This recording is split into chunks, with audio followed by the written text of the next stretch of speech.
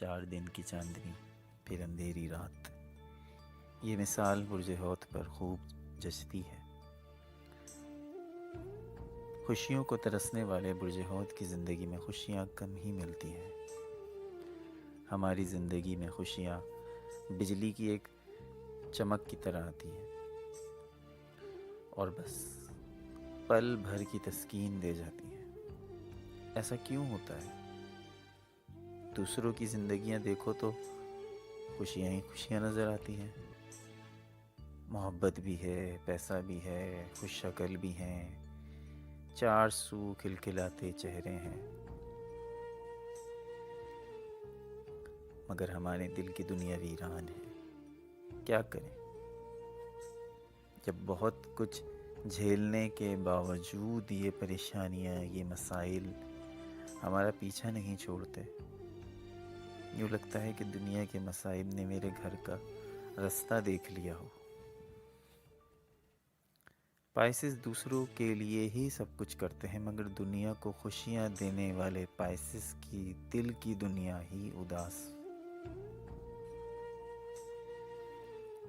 خوشیاں آتی تو ہیں، مگر نہ جانے کون ہماری خوشیوں کی طاق میں بیٹھا رہتا ہے۔ یہ خوشیاں ہمیں راس ہی نہیں آتی، کہیں نہ کہیں چوٹ کھانی پڑتی ہے۔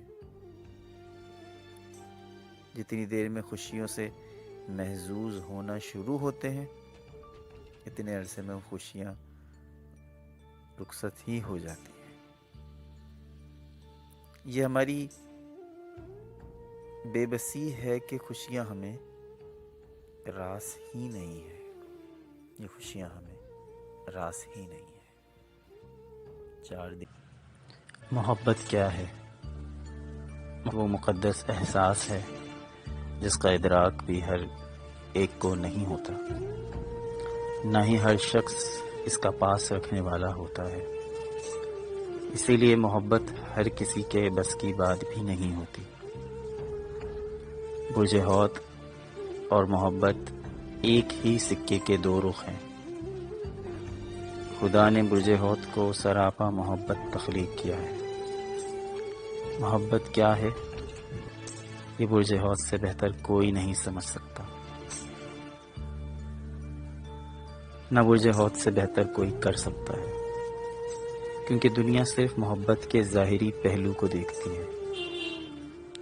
محبت کا باطنی پہلو ہی اصل محبت ہے۔ دنیا ظاہر سے محبت کرتی ہے اور برج حوت باطن سے محبت کرتے ہیں۔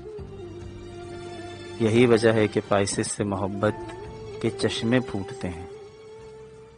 برج حوت کی محبت ہمیشہ پیاسی رہتی ہے، ہمیشہ ایک تشنگی سی رہتی ہے، جیسا کہ کچھ کمی سی ہے کا احساس برقرار رہتا ہے۔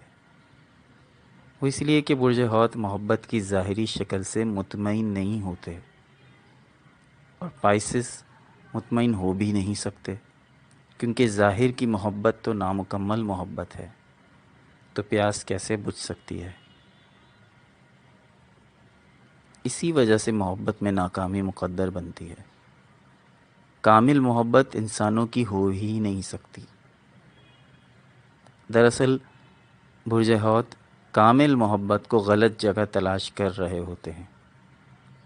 کامل محبت انسانوں کی ہوتی ہی نہیں ہے، صرف خدا کی ہوتی ہے۔ وہی تو ہے جو ہم سے بے غرض بے لوث محبت کرتا ہے، بلکہ جتنی ہم اس سے محبت کریں گے تو ریٹرن میں 10 گنا بڑھ کر ہمیں چاہنے لگتا ہے۔ خود قرآن میں کہتا ہے، تم میری طرف 1 ہاتھ بڑھو گے، میں 10 ہاتھ تمہاری طرف بڑھوں گا۔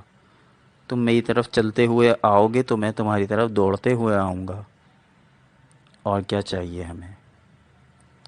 ہمیں خدا سے زیادہ کوئی محبت کر ہی نہیں سکتا۔